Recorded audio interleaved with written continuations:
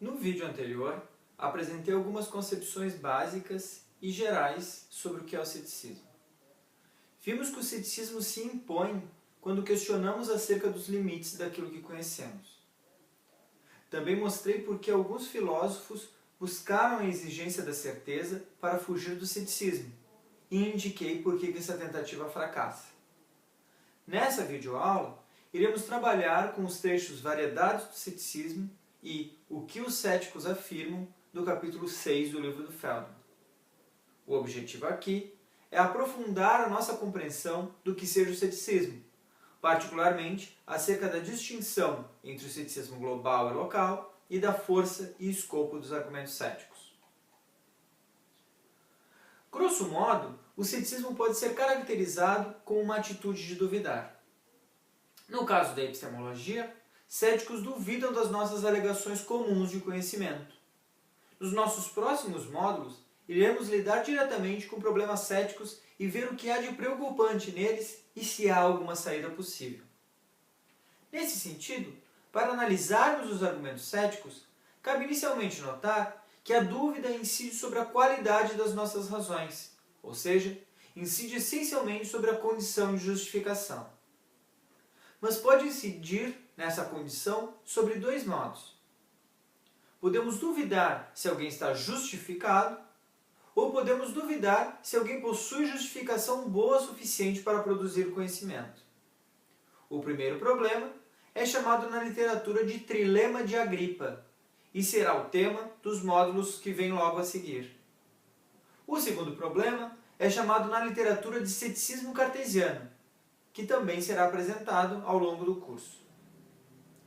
Mas a despeito dessas formas de ceticismo, é bom fazer notar que ambas questionam a qualidade das nossas razões para nossas crenças ordinárias. Feldman inicia o capítulo 6 apontando para a distinção entre ceticismo global e ceticismo limitado, ou, na terminologia que adotamos, entre ceticismo global e local. De um lado, o ceticismo global pretende ter um escopo universal a fim de afirmar que ninguém sabe nada. De outro, o ceticismo local pretende negar o conhecimento em certas áreas, como, por exemplo, negar que alguém possa conhecer proposições acerca do futuro, ou acerca do passado, ou mesmo proposições acerca de Deus, e por aí vai. Nesse ponto do texto, Feldman afirma que virtualmente todos nós somos céticos limitados, ou céticos locais. Isso porque nosso aparato cognitivo é limitado de alguma forma. Desse modo, se houvesse uma máquina que contasse grãos de areia no deserto, poderíamos saber quantos grãos de areia cada um dos desertos do mundo possui. Mas o fato é que, dada a nossa limitação cognitiva e dados nossos interesses práticos, afinal, não parece que possuir esse tipo de conhecimento afetaria a nossa vida prática de modo substancial, somos céticos acerca do conhecimento sobre grãos de areia no deserto. Mas esse tipo de proposição não só não é filosoficamente relevante, como não é epistemologicamente relevante. Por outro lado, problemas relativos às nossas fontes de conhecimento, como a percepção ou o testemunho, por exemplo, são filosoficamente mais interessantes e intrigantes.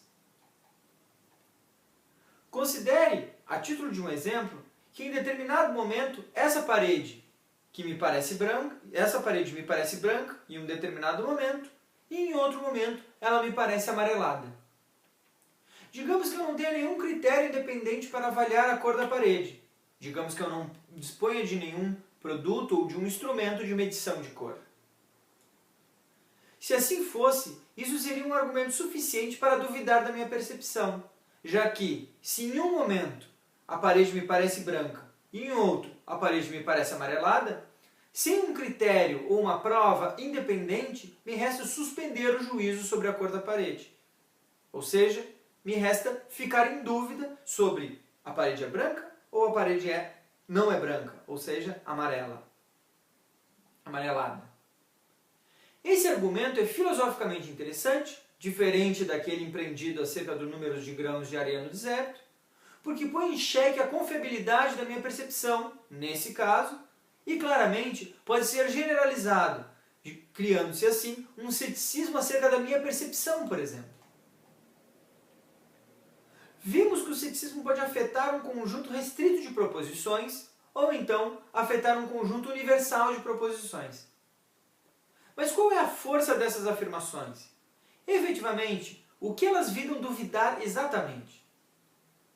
Para isso, Feldman utiliza-se do exemplo acerca do ceticismo sobre o futuro. Mas vamos seguir com o nosso exemplo acerca da percepção. Considere a seguinte afirmação. É impossível para qualquer pessoa conhecer qualquer coisa através da percepção. Para compreender a força dessa afirmação, podemos compará-la com duas impossibilidades lógicas. Uma impossibilidade lógica é a de alguém desenhar um triângulo quadrado. Outra impossibilidade lógica é de alguém ser um genitor masculino, mas ser mãe. Independente da capacidade cognitiva ou dos recursos envolvidos, impossibilidades desse tipo são contradições e, portanto, não tem como se efetivar no mundo. Mas não parece ser o caso que o cético afirme que é contraditório conhecer algo através da percepção. Afinal, assim o fosse, seria contraditório eu afirmar que eu conheço a cor dessa parede através da minha percepção. Mas essa afirmação não é nem um pouco contraditória, ou não nos parece contraditória. Ou seja, o ceticismo em epistemologia parece lidar com outro tipo de impossibilidade. Qual seja? O segundo candidato diz respeito a um tipo de impossibilidade sobre as nossas capacidades. Considere a seguinte afirmação. Ninguém é apto para saber algo através da percepção. Aqui, a força do argumento cético, da afirmação cética, se refere às nossas capacidades. Tal como, ninguém é apto para levantar um prédio de 30 andares com os próprios braços. De fato, ninguém possui essa aptidão, mas não é porque seja um caso de contradição como antes. Nós podemos perfeitamente imaginar homens, pessoas que levantam um prédio de 30 andares com os próprios braços. Na ficção, nas histórias em quadrinhos, nós vemos uma série de super-heróis com esse tipo de poder. Ou seja, aqui, nesse tipo de afirmação, trata-se de uma limitação das capacidades das pessoas. E é esse tipo de ceticismo mais interessante na epistemologia. Aquele que infere da limitação da capacidade cognitiva dos seres humanos uma limitação do nosso conhecimento. Na seção seguinte, dividida em duas partes, Feldman se propõe a esclarecer o conteúdo das afirmações céticas. Ele inicia através de uma analogia com o ceticismo sobre a existência da vida em outros planetas. Esse tipo de ceticismo não é epistemologicamente interessante sobre a vida em outros planetas, porque ele afirma um ceticismo pela inexistência do próprio objeto do conhecimento. Vamos seguir com o nosso exemplo acerca da percepção.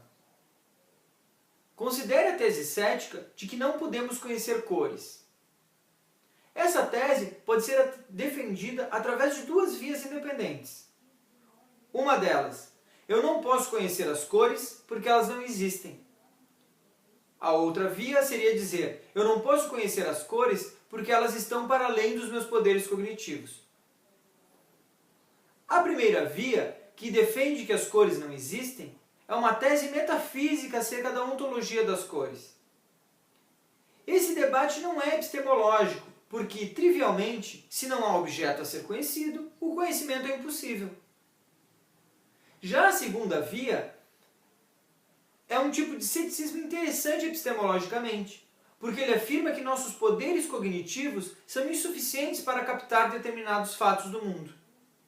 Fatos que, por serem fatos, existem, mas que nós, por uma questão de capacidade, diz o cético, não conseguimos apreendê-los.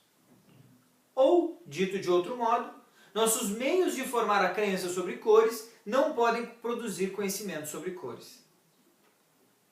Em suma, a perspectiva cética epistemologicamente relevante diz que existem verdades ou fatos, mas que nós não somos aptos para saber quais são eles. Ou quais são elas, quais são as verdades ou quais são os fatos. A outra perspectiva cética pode ser filosoficamente relevante, mas não é epistemologicamente relevante. Bom, Agora que vimos que os céticos podem atuar global ou localmente, e que os céticos que são epistemologicamente relevantes afirmam que existem fatos, podemos esclarecer efetivamente o que é o ceticismo epistemológico. Temos visto que o conceito de conhecimento é composto por três condições: crença, verdade e justificação. Mas qual delas o cético disputa? Feldman parte de uma fala comum. Ele diz: se você fala que os antigos não sabem que a Terra era plana porque eles estavam errados sobre isso, então você também precisa dizer que nós não sabemos que a Terra é aproximadamente redonda, porque podemos estar errados sobre isso. O ponto desse argumento, que faz dele um argumento sobre argumentos, como diz Feldman, é que ele põe em comparação dois argumentos distintos. E o trabalho filosófico é ver se as premissas dos argumentos são equivalentes ou não são. O primeiro argumento, os antigos e a Terra, diz respeito à posição epistêmica dos antigos frente à proposição a Terra é plana. A premissa diz: a crença dos antigos de que a Terra é plana era falsa.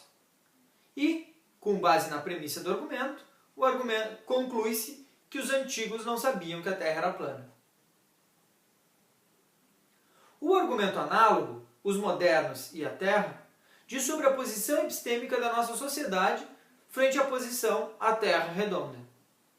A premissa do argumento diz: nossa crença que a Terra é redonda pode ser falsa. E, com base na premissa, concluímos com o argumento: então, não sabemos que a Terra é redonda. Agora, o argumento que relaciona ambos os argumentos, os antigos e nós, diz o seguinte: a primeira premissa coloca os argumentos em condição de igualdade, que diz: se o argumento, os antigos e a Terra, é forte, então o argumento, os modernos e a Terra, é forte. A segunda premissa do argumento diz que o argumento, os antigos e a Terra, é forte. Logo, a conclusão se segue, e a dedução, que diz, então, o argumento, os modernos e a Terra, é forte. Bom, o argumento, os antigos e nós, é um argumento válido. Se as suas premissas forem verdadeiras, a sua conclusão também será verdadeira. Mas ele é um argumento cogente? Ou seja, suas premissas são verdadeiras? A premissa do argumento, os antigos e o formato da Terra, é verdadeira porque é uma instância do princípio de que crença verdadeira é uma condição necessária para o conhecimento. Desse modo, a premissa 2 do argumento, os antigos e nós, é verdadeira, porque ela diz que o argumento, os antigos e o formato da Terra, é forte, e ele de fato é, como acabamos de ver. Mas se o argumento, os antigos e nós, é um argumento forte, o argumento, os modernos e a Terra, também o é? Vejamos. Ao invés do argumento anterior, que aponta a crença verdadeira como condição necessária para o conhecimento, este aqui diz que a mera possibilidade de erro já mina a posse do conhecimento. Ou seja, se nós podemos estar errados, então não temos conhecimento. Isso parece ser suficiente para mostrar que a primeira premissa do argumento, os antigos e nós, é falsa. Afinal, os argumentos que ela diz serem igualmente fortes não parecem o ser, ou seja, a equivalência e a analogia não se seguem. Bom, mas talvez houvesse uma linha alternativa de defesa da premissa do argumento, os modernos e a Terra. Essa linha alternativa depende da ideia de que ninguém pode possuir conhecimento se houver a mera possibilidade de erro. Tal premissa é epistemologicamente interessante, porque parece se enquadrar em coisas que já dissemos sobre certeza no vídeo anterior. Assim, o que estaria sendo afirmado é que não podemos possuir conhecimento se as nossas faculdades cognitivas forem falíveis. Mais adiante, iremos discutir a premissa que diz que ninguém pode possuir conhecimento se houver a mera possibilidade de erro. No vídeo anterior, já apontamos por que ela é problemática, mas ainda não apresentamos os argumentos que vão em defesa do conhecimento falível. Feldman, nessa parte do texto, deixa de lado a análise da premissa para fazer notar algo importante. O cético não está discutindo sobre o que é verdade, mas o que ele discute é que a possibilidade de estar errado mina a condição de justificação. Lembrem que justificação boa para o conhecimento precisa ter uma força considerável. Para trazer novamente o exemplo que utilizei, não basta que eu tenha dor no meu joanete para que eu tenha conhecimento de que vai chover. É necessário mais justificação. Poderíamos estipular que, olhando o boletim do tempo, verificando algumas condições do clima através da percepção, seriam suficientes para um sujeito saber se vai ou não vai chover no dia seguinte. Assim, colocando nos termos apresentados, o cético estaria afirmando o seguinte: assim como os antigos não tinham justificação suficiente para saber que a Terra era plana, já que não consideraram seriamente a possibilidade de estarem errados, você precisa também dizer que não sabemos que a Terra é aproximadamente redonda, porque há possibilidade de erros que ainda não consideramos. Ao longo desse vídeo, buscamos especificar o que é o ceticismo. Vimos o papel da distinção entre ceticismo global e local, assim como mostramos exemplos do tipo de ceticismo epistemologicamente relevante. Esse tipo de ceticismo não disputa se a verdade é ou não condição necessária para o conhecimento, ou se existem ou não verdades sobre o mundo exterior. O que o ceticismo em epistemologia discute é o conceito de justificação, seja apontando que não temos justificação boa o suficiente para o conhecimento, seja apontando que não temos como satisfazer a condição de estarmos justificados. No nosso próximo módulo, iremos trabalhar diretamente com esse segundo problema que ficou conhecido na literatura como trilema de Agripa.